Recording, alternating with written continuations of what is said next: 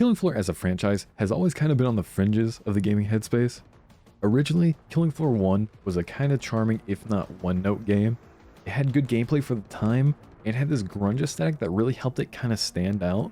It had a filthy HUD, stiff animations, and a weird color that tended to be gray and brown. But if you're playing Killing Floor today, you definitely don't know it for the first game. It looked outdated, and it was released. But I have a feeling you know Killing Floor for the second game. Killing Floor 2 is pure gun sandbox fun, in my opinion. This game hits that itch that I've been missing since the good COD Zombie game. It is an upgrade in almost every way, from the guns being animated in 120 FPS. The zombies are also all motion capped and look way better. And my favorite part is the soundtrack, especially the special tracks. A lot of them for the circus and the Christmas playlist are amazing.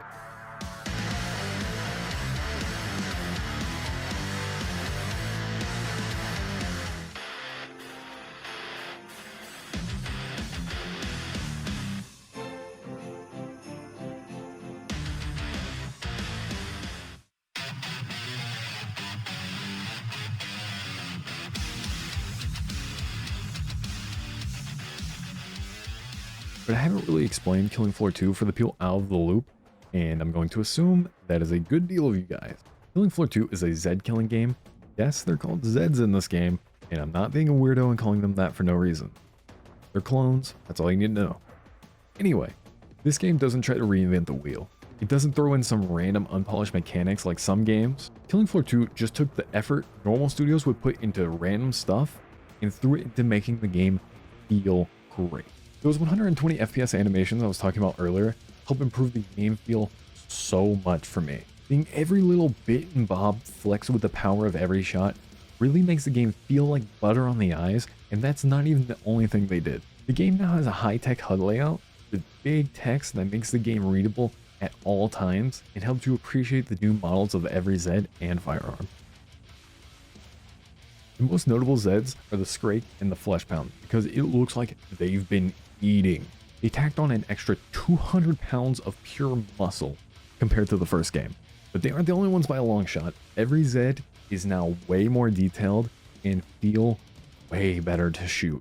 The way they ragdoll and the way they move depends on the Zed. But all of this presentation means nothing if I'm gonna find one gun and never change to anything new. That brings me to the game's balance. This game is incredibly well balanced. Every gun feels like a useful tool, and you don't have to look any further than the 9mm. It's standard for every class and necessary for a few classes on the early rounds to help take out things with precision instead of just blowing them up. Oh yeah guys, I'm forgetting something.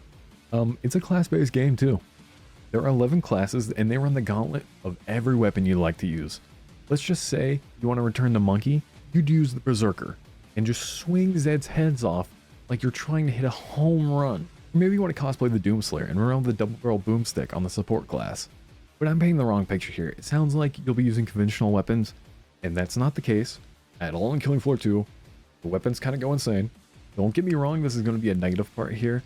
All the sci-fi guns, in my opinion, are taking from the art style of Killing Floor 2. To me, all the sci-fi weapons kind of take away from the game because it feels so DLC. It feels so extra added on and unnecessary, especially. When a game comes out with a clear art style, you can expect it to change and evolve, but Killing Floor 2 kind of just goes from a game with some high-tech military gadgets to full sci-fi laser guns. Yes, sci-fi laser guns are cool, but why would I ever use a 308 when John Edar is zapping Zeds like a helldiver? I wrote most of this video back in 2024. Now I've had some time to look at Killing Floor 3, and it has me worried, to be honest. Killing Floor 3 is leaning more into the sci-fi angle, and the guns look really uninspired with the vibes and the handling. The game looks like it's trying to pick up the COD Zombies runoff, and its guns are lacking that Killing Floor aiming skill. If you've played Killing Floor 1 and 2, you know exactly what I mean. The guns all shoot in a consistently inconsistent way. It isn't CS spray patterns, but it isn't also COD random fire.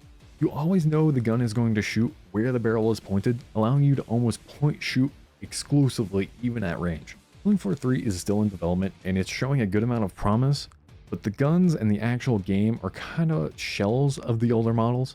Like I used the SCAR for most of my gameplay and it really felt mid, And that's never a feeling you want in Killing Floor. Killing Floor is about the joy of the weapon sandbox, and when it's dumbed down to this gun is better now because of a compressor or a suppressor or something of that sort, it feels bland. The bosses seem to be a bit more inspired for the third game visually, but my time with the stress test, the spider boss was super boring, more of the just chase the scurrying rat boss. The way the Zeds interact with the players is a bit better now. You actually have a death animation, and when you get grabbed, you have a QTE to get the Zed off you instead of just pressing your V button. If you play Killing Floor 2, dying has always felt like one of those weird things because your body just flies away and the Zeds stand in place.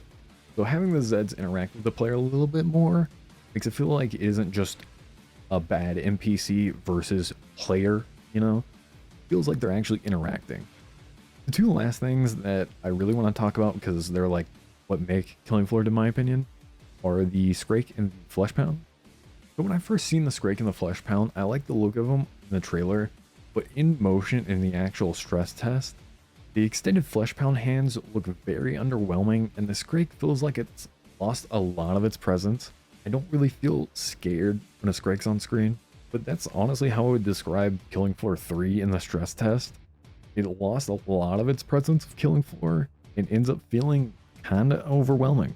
So in the end, I don't know, but I'm excited and very scared. So please, Tripwire, make it good.